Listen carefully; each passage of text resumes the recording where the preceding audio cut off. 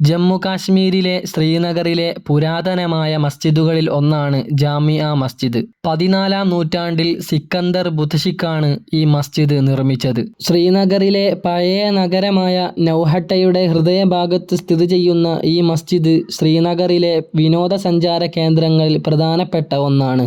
Buddhist പഗോഡകളുടെ രൂപസാദൃശ്യമുള്ള ഈ മസ്ജിദ് ഇന്തോ-സാരസൻ വാസ്തുവിദ്യയിൽ നിർമ്മിച്ചതാണ്. മസ്ജിദിനകത്ത് 378ഓളം മരത്തൂണുകളും മനോഹരമായ ഒരു മുറ്റവും ഉണ്ട്. മസ്ജിദ് നിർമ്മിക്കപ്പെട്ട് 80 വർഷങ്ങൾക്ക് ശേഷം തീപിടുത്തമുണ്ടാവുകയും അതിലുണ്ടായ കേടുപാടുകൾ സുൽത്താൻ ഹസൻ ഷാ പരിഹരിക്കുകയും ചെയ്തു. പിൽക്കാലത്ത് മുഗൾ ഭരണാധികാരികളായിരുന്ന ജഹാംഗീർ ചക്രവർത്തിയും ഔറംഗസീബ് ചക്രവർത്തിയും ഈ മസ്ജിദിന്റെ പുനരുദ്ധാരണം നടത്തിയിരുന്നു.